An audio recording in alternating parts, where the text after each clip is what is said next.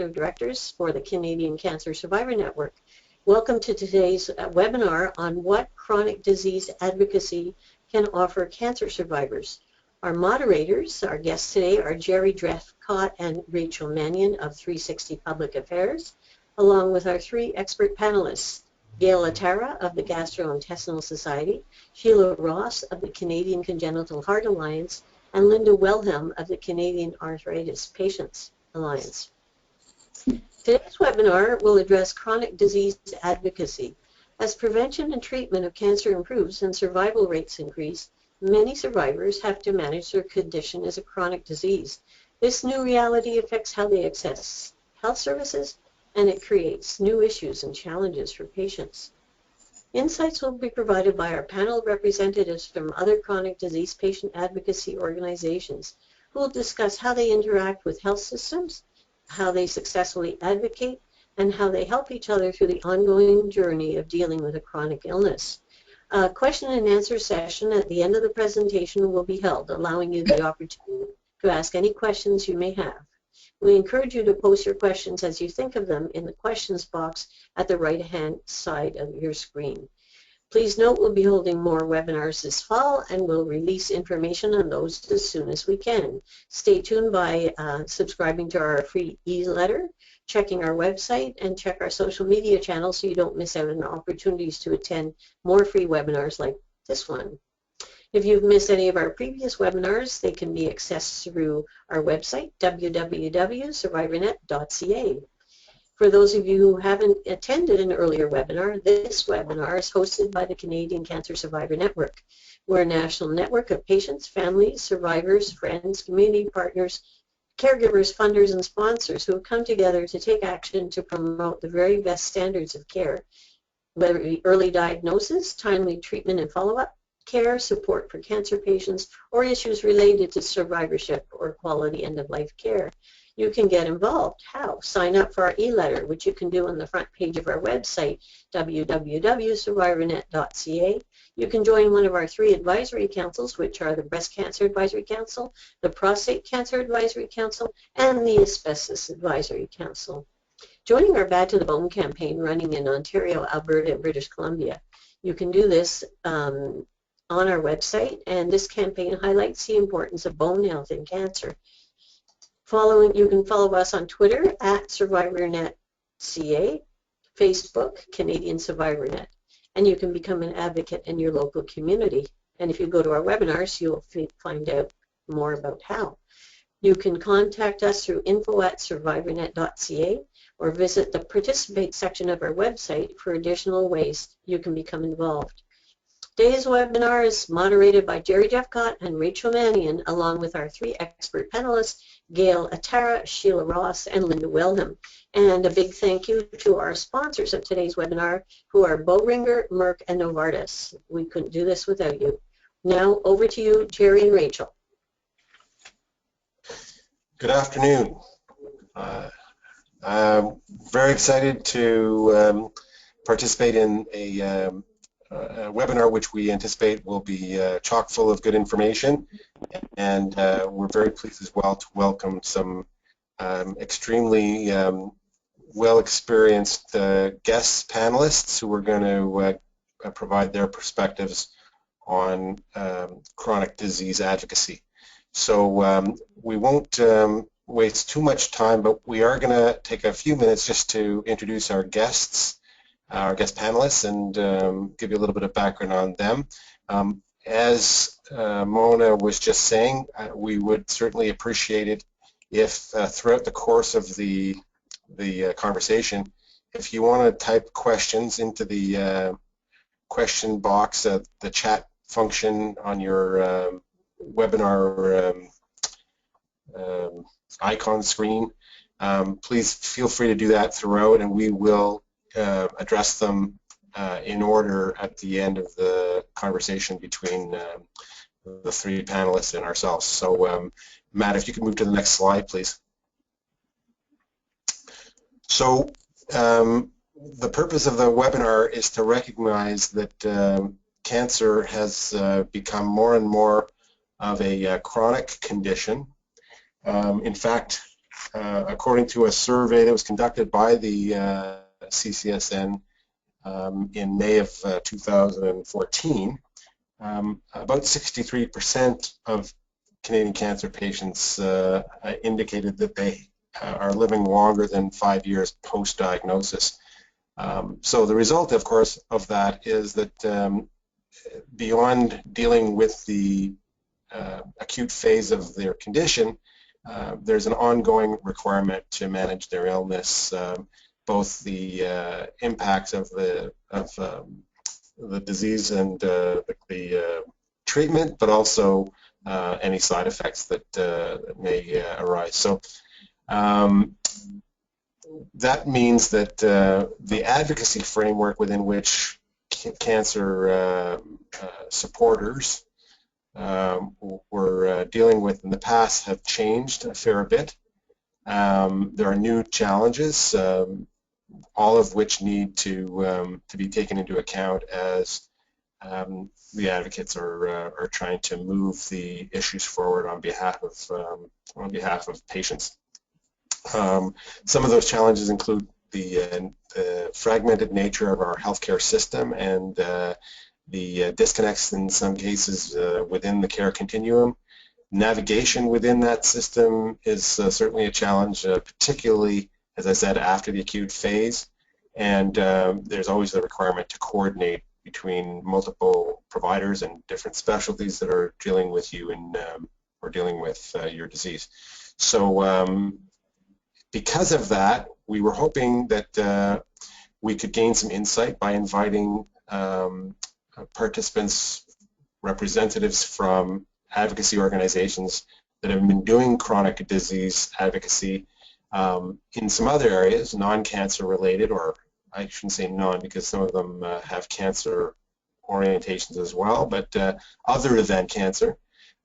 So we've invited some very as I said, well experienced and well-regarded folks to take part today.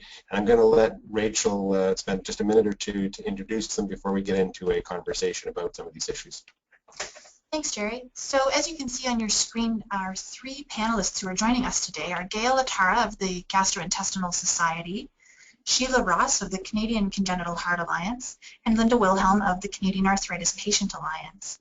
These three panelists have a great deal of experience in chronic disease advocacy at the national level here in Canada, and will be offering some of their insights to share with the cancer survivor community. Next slide, please, Matt. Gail Atara is the President and CEO of the Gastrointestinal Society.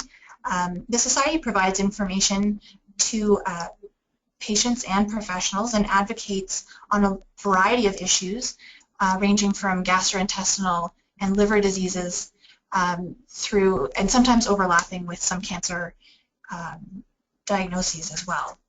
Gail's also the President of the Best Medicines Coalition and co-founder of Advocacy Bootcamp.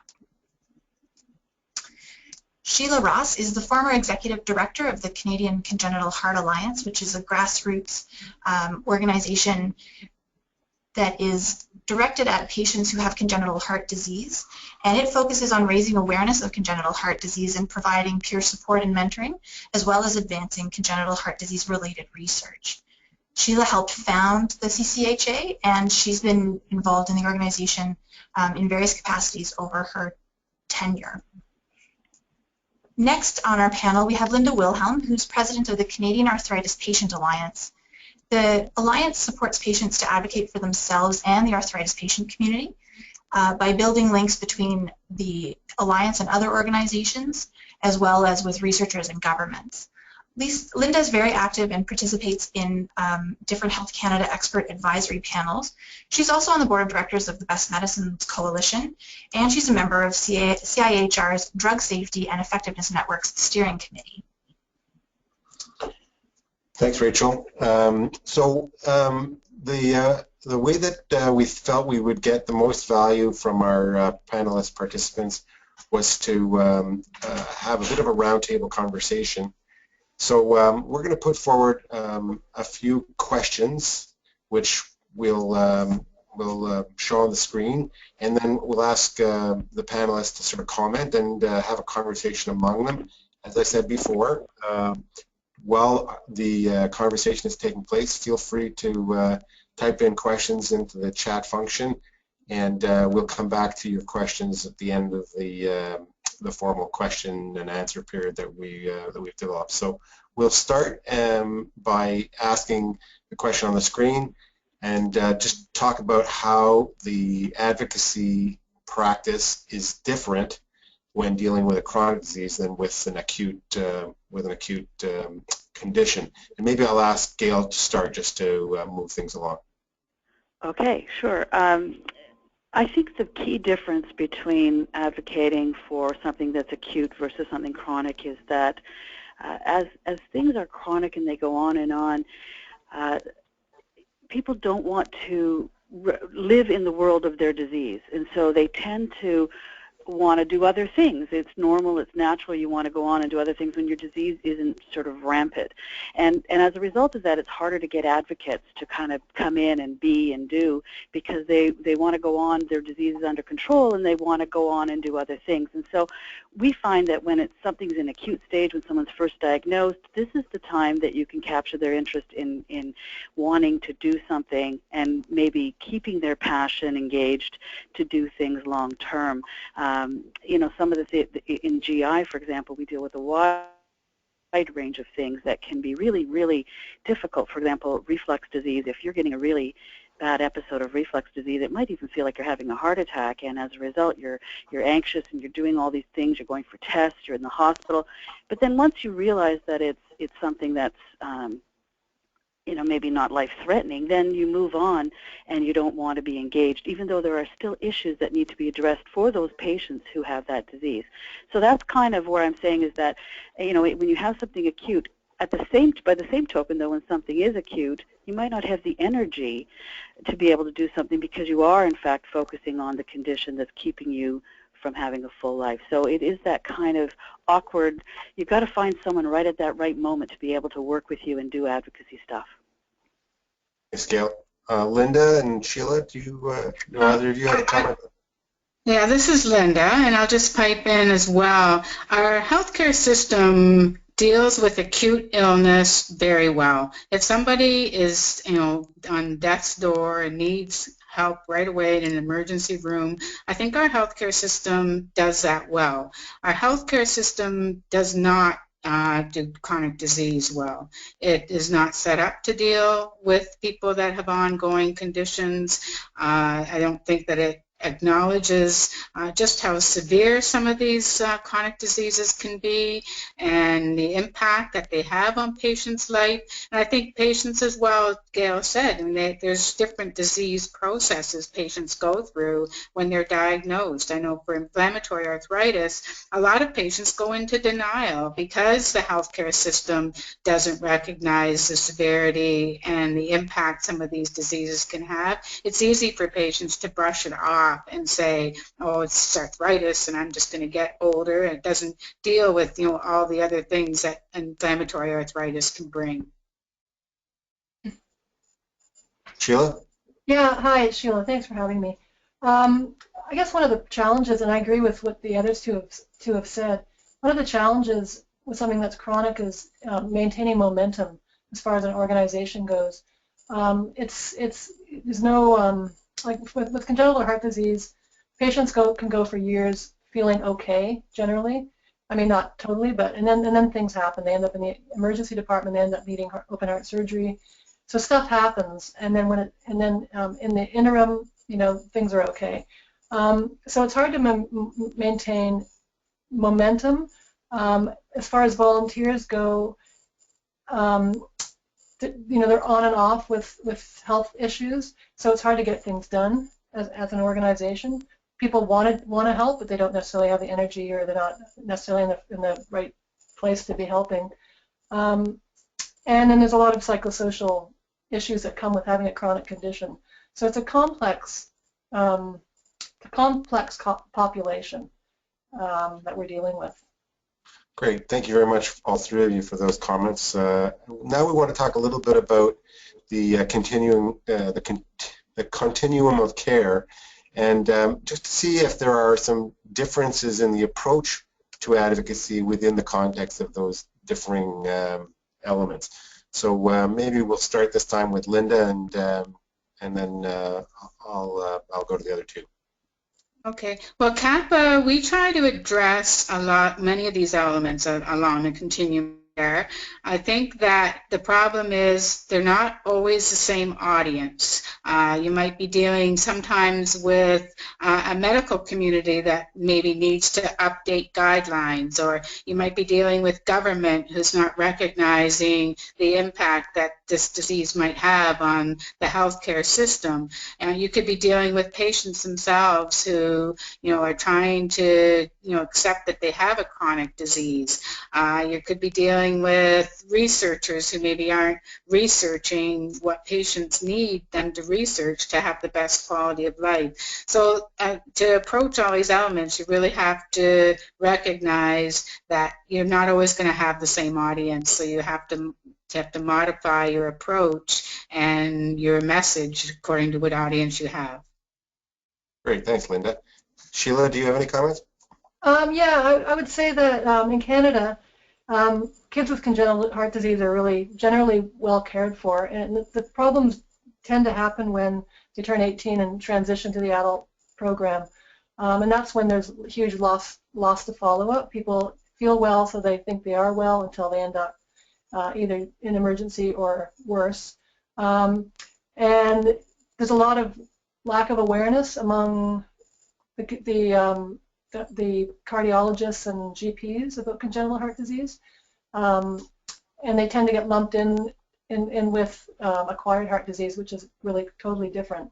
So it's a lot of work for us, and we sort of never can stop trying to raise awareness and educate not only patients and their families, but also the medical community. So it's ongoing. Yeah, and Sheila, can you see some links or some similarities between that and the cancer survivors? Well, I think so. I mean, it's something that, for us anyway, it's something that never goes away. And I think that once you've had cancer, you're always waiting for the next, to find out that it's come back again. So it's so in a sense it never goes away, at least in your mind. So I think that people don't understand the sort of the stress and the challenges that patients face, and I think that healthcare professionals are in that group. They don't really necessarily get what living with a chronic disease is like. Great, thanks for that insight. Gail, do you have any comments on the continuum of care elements? Sure, I have lots, but I'll limit them. My first one is that I think this diagram doesn't really reflect what's going on. I think the diagram should be the patient at the center and a bunch of spokes going out, because you might not. This isn't a continuum of care. This is a splatter of care, because every unique individual has a different need at a different time. And so I like to see this image represented as the patient in the center, and then the support that they get from patient groups as well as their family sort of around them, and then all the rest of the spokes kind of out there. But I mean, that's just semantics. So having said that, I think that as patient groups, what we can do to help those patients as we're directly behind them is know everything about everything. And I know that sounds like a daunting task, but if you miss any of these things along the way, and you don't know what's going on in rehabilitation, or you don't know what's going on at the pharmacy level, you can't really be that support that you need to be for the patient at the center. And so this is where I've benefited greatly from plugging into coalitions, because I might not know every single detail that's going on in all these different areas, but my colleagues do, and it's kind of like they bring that to the table. So somehow or other, I get a hint of what's going on in these other areas, and then I can investigate how that applies to the patients who I represent.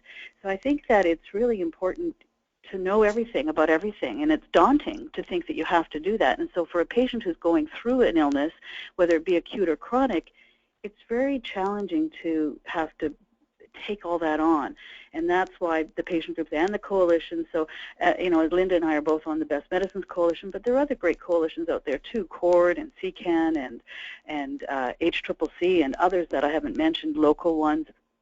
And I think that those are really going to be helpful for for other patient groups to plug into, and even cancer groups to plug into ones that are not cancer coalitions, so that they can in fact get some of those missing pieces so that they can really serve the patients that they serve better.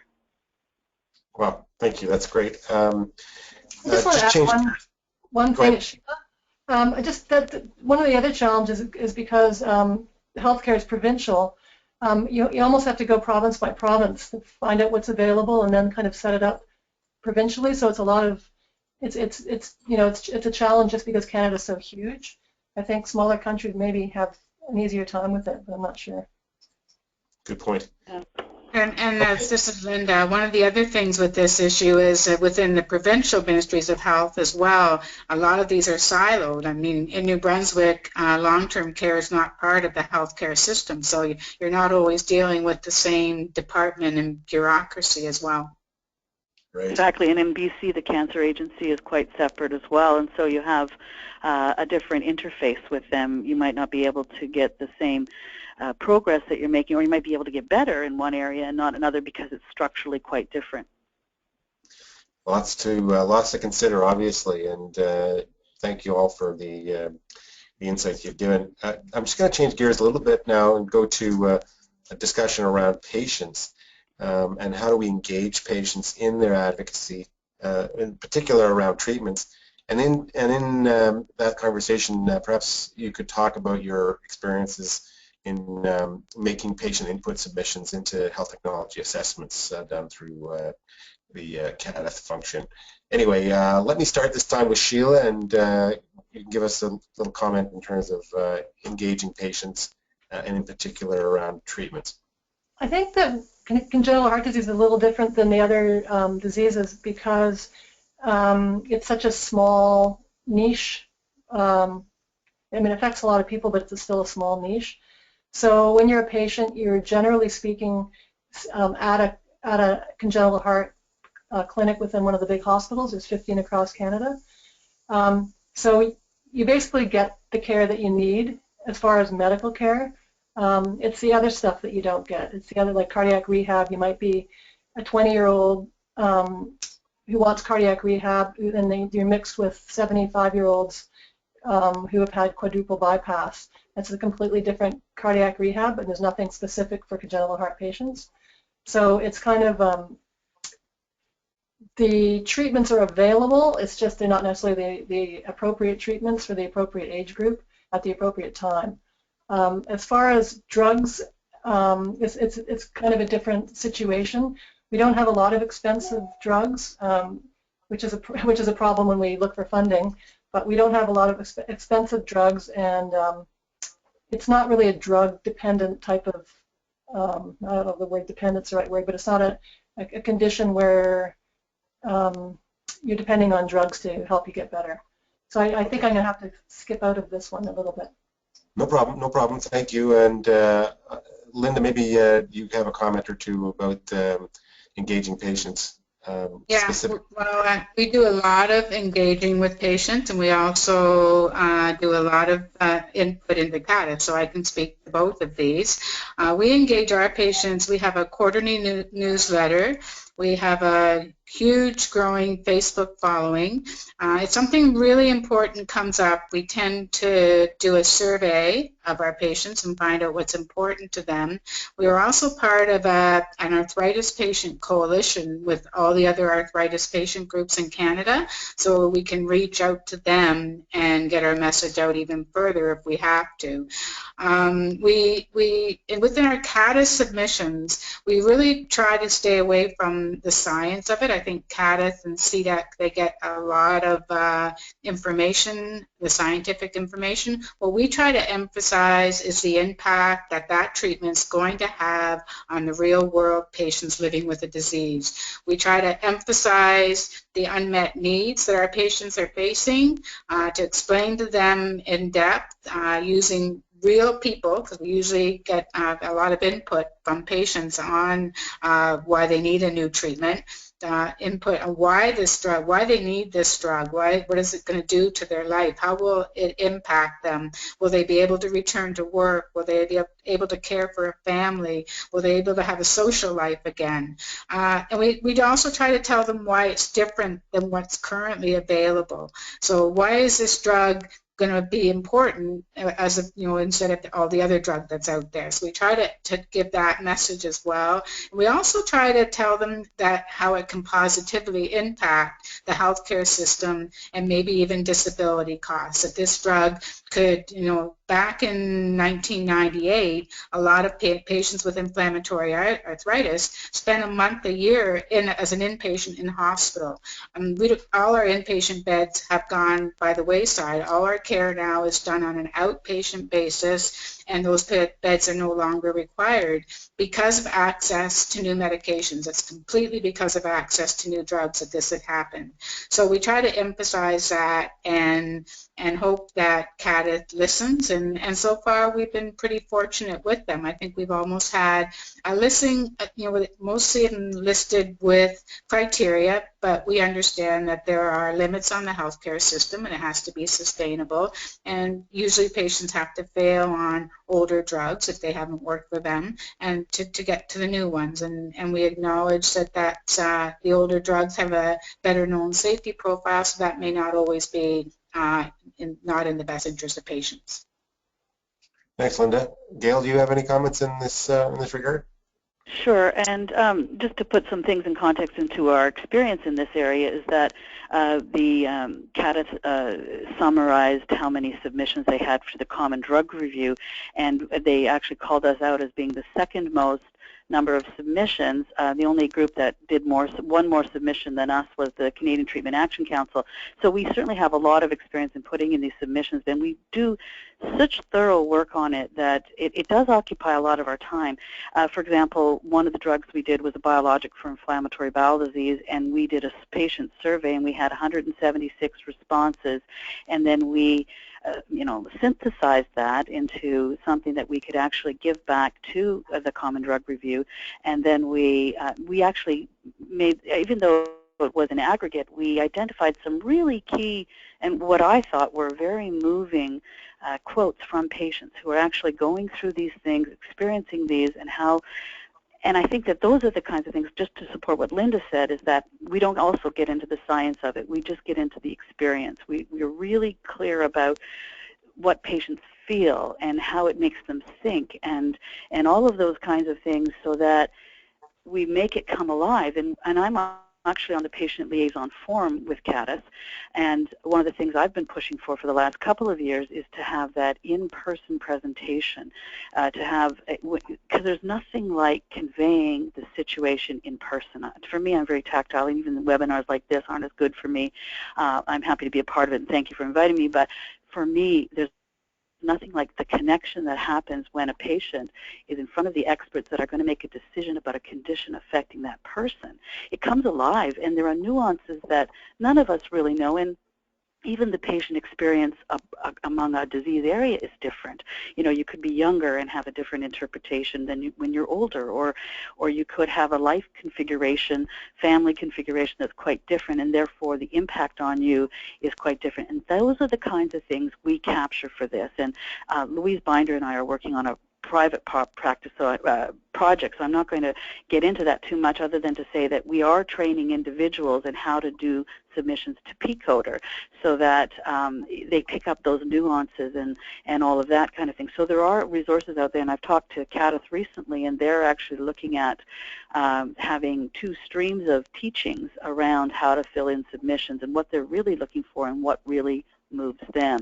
So, I mean, we have done everything from the online survey to patient roundtables, where we ask them really directed questions about what is it about taking your medicine, like even whether you're taking it by infusion or injection, and how that influences you and how you react to those things. These are all very important questions that, unless you're living the disease, you can't really convey. And so it's and CADAS is sitting there around this table with all the reviewers who want to distance themselves as much as possible and look at the academic part of it and the science, and not really make it real. And so I think the best thing all of us as groups can do is to put pressure, gently but kindly, on CADA to say, yes, we also want to present in person when we do our submissions, because I think that's the way we're going to move it forward in the direction to support patients in the best way possible. Thanks very much, Gail. That was great. I should mention, just for people who are listening, there is a distinct process of review through the Canadian Agency of Drugs and Technologies in Health for cancer drugs versus other medications. And Gail was referencing it when she commented on P-code, or the Pan-Canadian Oncology Drug Review, which is an equivalent program, but not the same program as the Common Drug Review, which reviews all other medicines. So, you know, it's great to get the focus and interest of the folks here who have been dealing with the Common Drug Review, but just wanted to make sure people were aware that there is a separate and distinct oncology drug review process in Canada as well. Anyway, that was just hopefully a little bit of clarification, but appreciate the responses from everybody. Let me just encourage the members of the audience to start putting together some questions. I'd like to be able to address your issues and concerns with the panelists before we're finished here. So we can keep the conversation going for sure, and we will, but please feel free, and I encourage you to type your questions into the chat function on the right-hand side of your screen. And I'll move now to the next discussion item that we put together, and really it's about how to sustain momentum in your advocacy campaign. We talked a little bit about patient engagement from a treatment perspective, but I want to now talk about, you know, keeping that engagement going and moving your campaign forward. So maybe Linda, I'll ask you to start, and we'll go from there. Okay. Well, no pun intended. You have to be very patient. And our disease, inflammatory arthritis, is not a disease that's well understood by the public. Its seriousness is underestimated, and it's devastating for patients who are diagnosed. So I think you need to develop a thick skin. You can't take no for answer. You also need to celebrate and advertise your successes, whether they're small ones or big ones. It's always a challenge to engage patients. Some are too ill to get involved, and now with biologics we see that many are working where they used to be disabled and have spare time, but now they're working and trying to raise a family, which is wonderful because these drugs have allowed them to do that, but now they don't have the time to volunteer. So that's a challenge. We have a few people on our board that are in that position, and we take any time that they have available to use their expertise and whatever they're willing to give us, we're happy with. We also try not to overwhelm those who are very busy and divide the workload so that it's not necessarily equitable, but according to what they have time. Also, to work on the big issues that affect others outside your disease group with coalitions like the Best Medicines Coalition, like the Better Pharmacare Coalition, and within our group of the Arthritis Alliance of Canada. Then you're able to just really broaden your reach and push out the work to other people and learn, and it just, I think government tends to take a bigger group more seriously. So that's how we've done it, and there's always going to be challenges, and I guess we'll get into that going forward, but you have to just keep working away and not give up. Thanks, Linda. That's good advice. Sheila, did you want to comment on that as well? Yeah, sure. Since patients are at different stages at different times and they need different things, our approach is to be offering different kinds of engagement, ways to engage them. So social media, you can never stop doing that. Creating regional events, educational events, fun events, sending updates by email, Facebook, just trying to keep people in the loop of what we're doing and make them feel part of our organization. And I think one of the challenges is because people are in different stages. Some people are in the hospital waiting for heart transplants. Other people are working full time and raising a family. So it's such a diverse population. and you're trying to cater to them all, and you're also trying to cater to parents of newborns who've just been diagnosed with a heart defect. So you kind of have to do all sorts of different things to appeal to them and to make them understand why the organization is important and why it's important to advocate and to get involved. So it's an ongoing challenge, that's for sure. Yeah, no doubt, no doubt. Gail, do you have some perspective on maintaining momentum and keeping those patients involved? Sure. A lot of the things we do are similar to what's been said, so I won't repeat that. One of the things I think that the key is we're always out there in the public giving lectures and having that face-to-face thing, which I talked about already. And so when we're having conversations with patients who we represent in those disease areas, I'm always listening, really, really listening, because there could be one little nugget there that says, okay, this person is going to be a useful advocate. And I say useful in that they have to show a little bit of passion for what's going on. They're maybe ticked off that something's gone on, and or they've encountered the system in some way and it's bothered them. And that kind of experience, there's an old adage that says the person with the idea is always at the mercy of the person with the experience.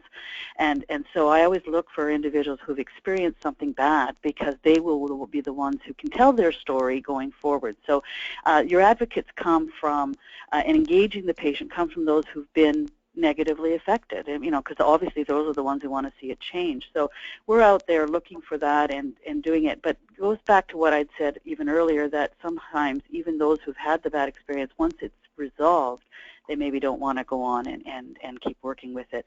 But because it's that balance between when someone is so chronically ill they can't help, versus someone who's better and doesn't want to think about being so ill anymore. So it is really a challenge to generate advocacy, and I think this is where the paid staff of the organizations that we work for those of us who work for patient groups, are the ones that can help keep it going when there are lulls, and can help engage new people each time in order to keep it going. And I've also heard out there that they don't want to hear from the same people anymore. So once you think you've got a good spokesperson and they're out there and they talk about it, they're done. You know, their media life is done, and now you have to find a new example for the next time CTV decides they want to call you. So I think it's really tough. But bottom line, it's very, very, very tough. Yeah, thank you.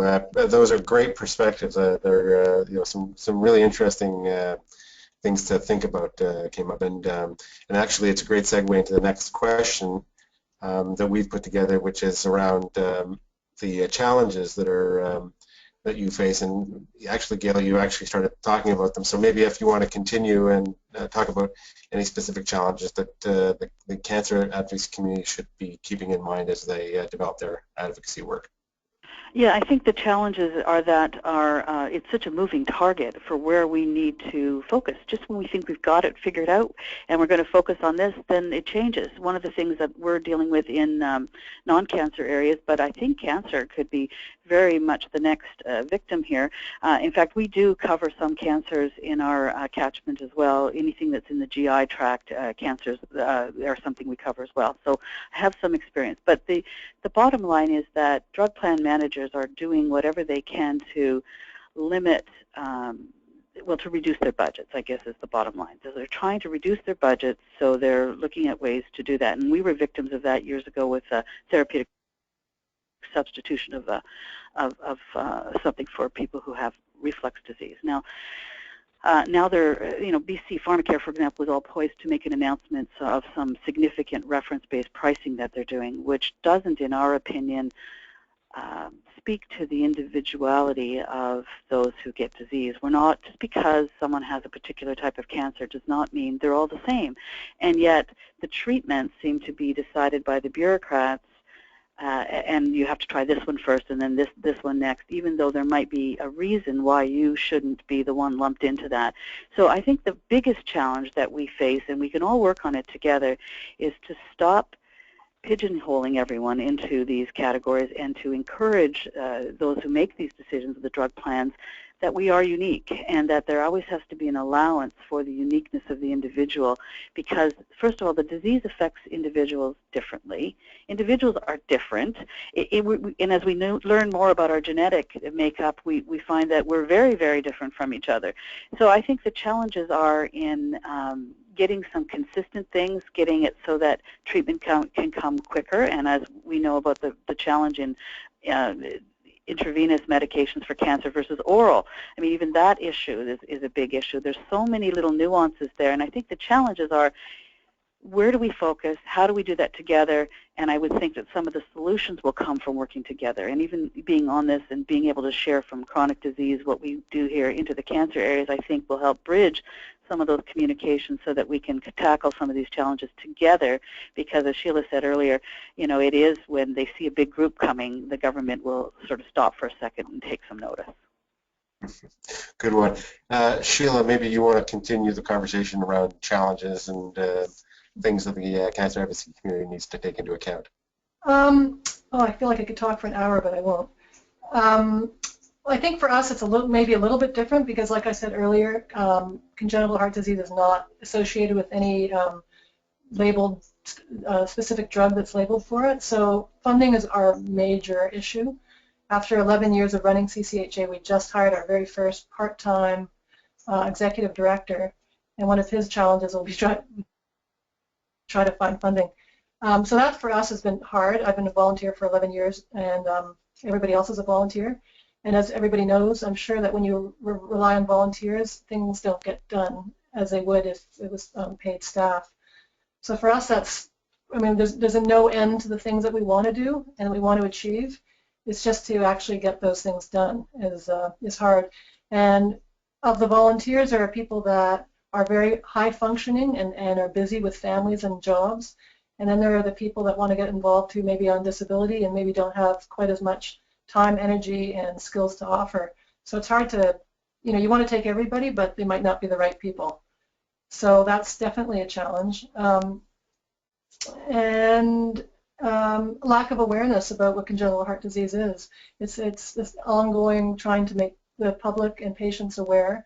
People associate it with something that affects children only, but the fact is that about 95% of little kids now are surviving into adulthood and going on to live lives with some major challenges. So it's raising awareness, it's trying to find funding, and it's trying to keep people interested in our story, which is difficult. There's also kind of trying to separate ourselves, define ourselves separately from the Heart and Stroke Foundation, which does a lot of good work, but it's not a congenital heart disease organization, and people tend to lump us together when they shouldn't, but they don't know any better. So there's endless challenges, and we're trying to do the best we can with what we've got. Great, thank you for articulating those, and we'll give you a chance to talk about successes in a second. But Linda, I just want to give you an opportunity if there's anything in specific that you'd like to share. Yeah, I think for us some of the challenges are similar to what's been mentioned. Engaging patients, getting new people. As Gail mentioned, you want to have some new people and a fresh perspective sometimes. With us, some of our successes have actually made it easier for patients to access things they need. So many people don't feel there's any problems. If they can access the medication or the health care they need, they don't recognize that there might be a problem. Governments feel that they're already spending too much money on health care, so they want solutions identified, and that can be a challenge for us sometimes. Sometimes even engaging our own medical specialists can be a challenge because we have a shortage of rheumatologists in our community, and they're treating patients, and they don't necessarily have the time to stand beside us and advocate and do some of the things we need them to do to help us change things. Also, a huge challenge, I think, for a lot of groups over the last 8 years has been engaging the current federal government, who wants nothing to do with healthcare. That's a huge challenge for advocacy when you know that they should have a role at the table and they don't want anything to do with it, and all they want to do is cut transfer payments to provinces and get provinces even more into a cost containment mindset. Mm-hmm. Wow. Lots of stuff going on. So just to maybe change the mood a little bit, we'll give you a chance to talk about some successes, perhaps. Maybe one or two case studies of successes in your advocacy work. And maybe Sheila, I'll start with you this time. Oh, we do have some successes despite my gloomy mood. We run every September. It's not, in fact, next weekend. We run a beet retreat camp for adults with congenital heart disease. There are camps for kids, and there was nothing like it in the world for adults. And there's about 200,000 of us. So we decided to start the beet retreat, and basically it's been a huge success. We're in our 8th year. So it's an opportunity for adults of all ages. So we range from 18, and I think last year our oldest was 64. And it's a camp setting, and we combine regular camp activities with an educational component. So we have some healthcare professionals that attend, and we do Q&A, and we do all kinds of different sort of little activities to help people learn more about their condition. We usually have someone who's a psychologist from the Congenital Heart organization, and they help people learn ways to deal with their stress and anxiety of living with a chronic condition. So that's been a really big success, and we're hoping to start camps across Canada if we could get the funding for it, because there's a huge need for it. Some of the other successes have been, well, we've created the first ever patient information from scratch. There was nothing for congenital heart disease, especially for adults, before our organization started. So we've collected stats, we've put together educational information, support groups, which is available on our website. So, you know, we're constantly collecting, we're going through studies, we're trying to make things accessible for patients. So that's, yeah, so I would say we've been successful so far in doing that. Great, thank you. Gail, do you want to give us a bit of a Rahrah speech from your side as well? Well, I'll talk about a quick and wonderful win that we've had recently as part of others as well. I'm not taking full credit for this, but in our disease area, in the area of hepatitis C, there are some new drugs that have come out that are an absolute cure for hepatitis C. We created a video around hepatitis C and started using that as lead-in. We shared that with Caddis. We also did a patient submission. We did a lot of work around that. I've worked with the healthcare professionals in that area, the experts. We worked in conjunction with some of the other disease groups in hepatitis C, so that we could all come together to say we need these products. I've met with the Minister of Health in BC, and now almost every jurisdiction in Canada will cover these hepatitis C medications. And so I think that you know, that was a recent success. I mean, it just happened this year, and it was from all of us working together to meet the need within the community for a specific set of patients. Excellent. These are very expensive drugs, by the way. Sorry, just to be clear. And as a result, of course, the rest of everyone else in the community is now getting the message. Now that we're paying for this hepatitis C medication, we can't pay for that. So, but don't believe that when they come at you and do it. And you know, if anybody wants to, you know, contact me about ways that we can, you know, diffuse that, then I'm happy to work on that. Thanks so much. Sorry. Linda, you want to tell us a couple of success stories from your perspective? Sure. Well, in 2000, biologics were approved in Canada, and they were the most expensive drugs to date at that time. And we had people saying, even within our own community, that governments would never cover them.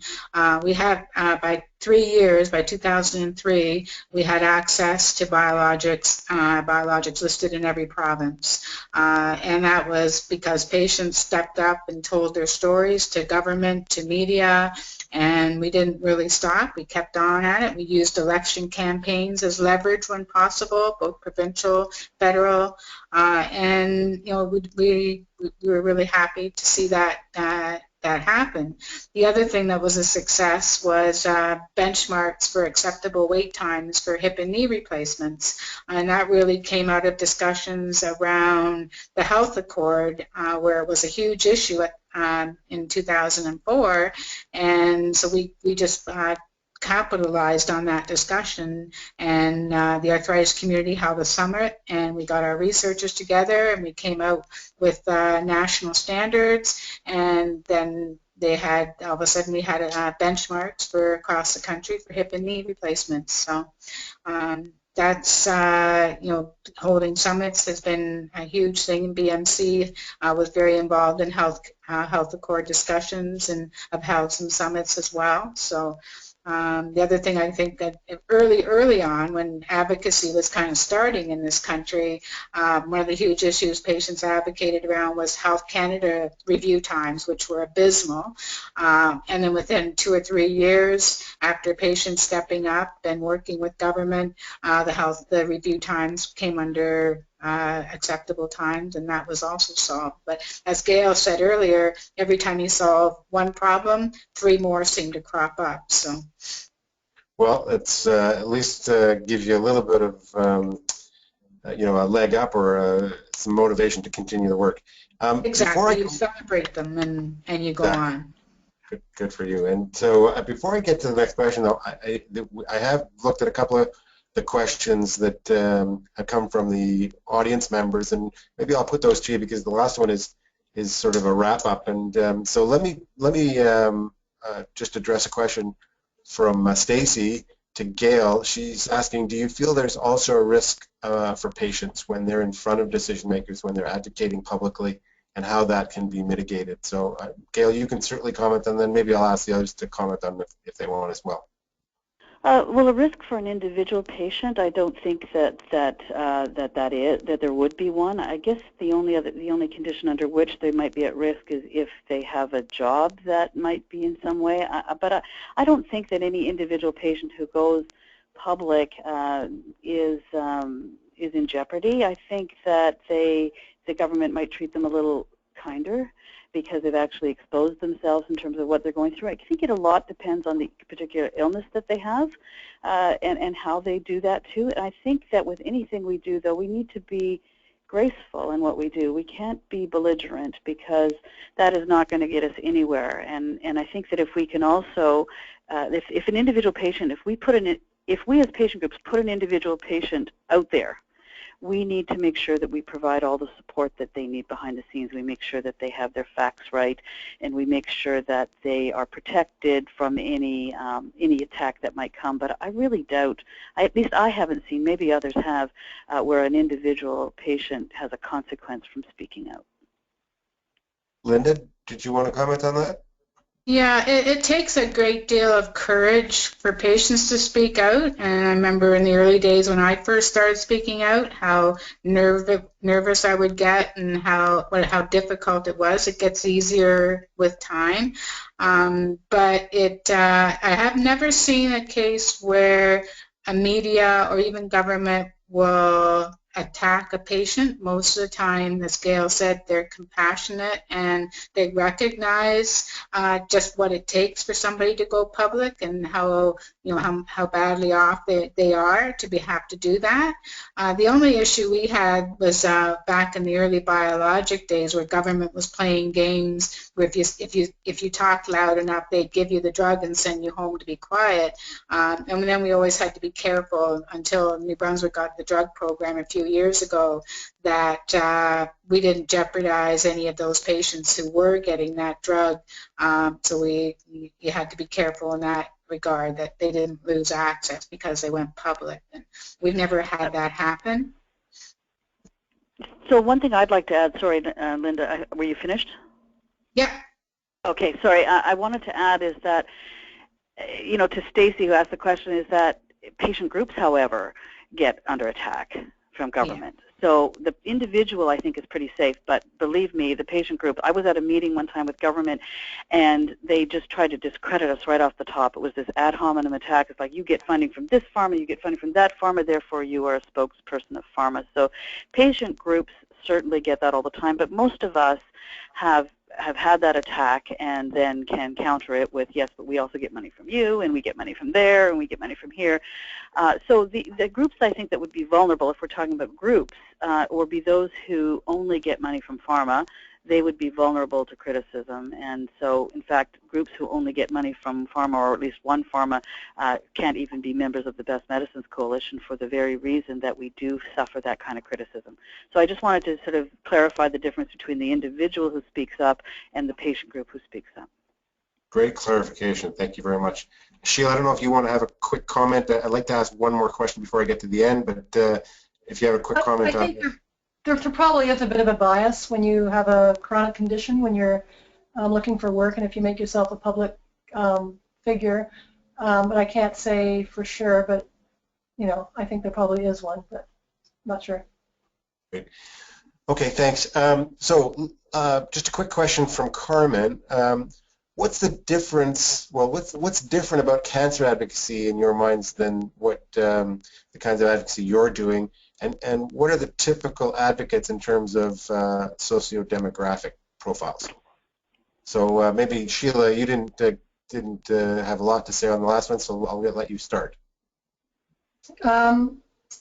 The demographics are from newborn to as long as you can live, which is now, some people are in their 70s. That's really old. I'm 53 and I'm getting old for a congenital heart patient, which is, I guess, good news. So the demographic really is very broad.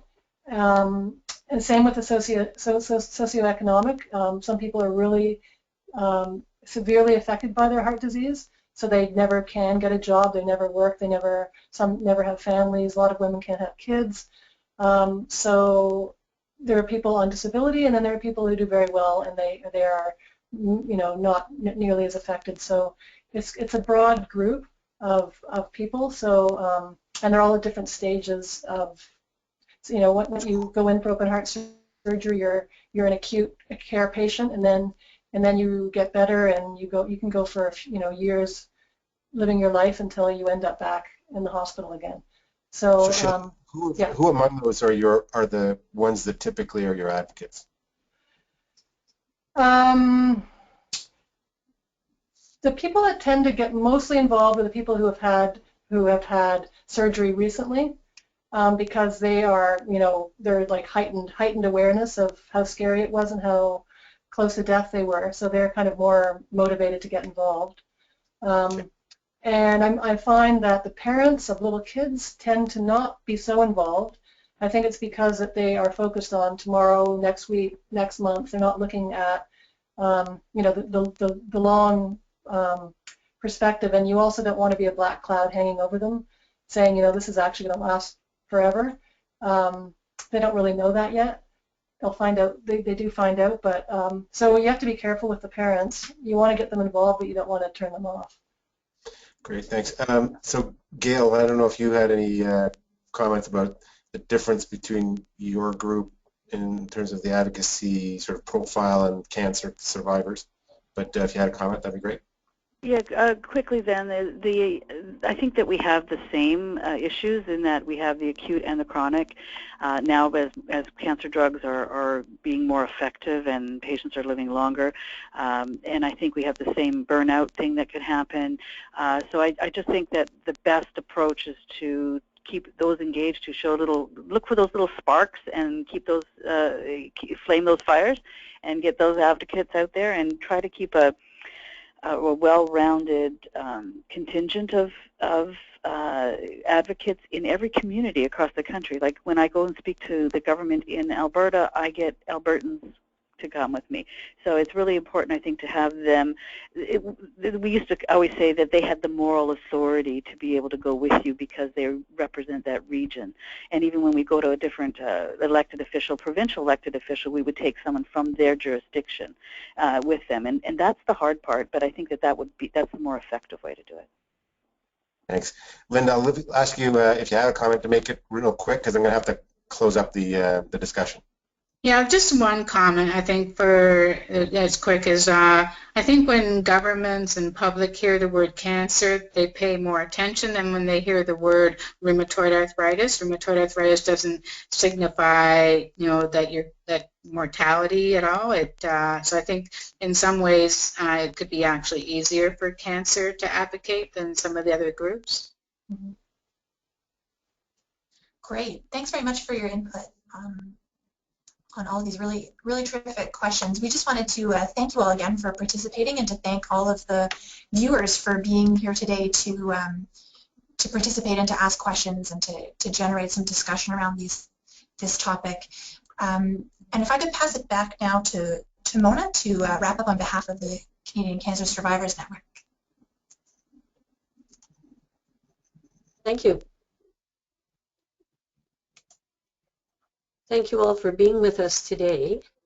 I want to reiterate about our guests, Jerry Jeffcott and Rachel Mannion of 360 Public Affairs. I want to thank you for your excellent handling of this situation, this webinar.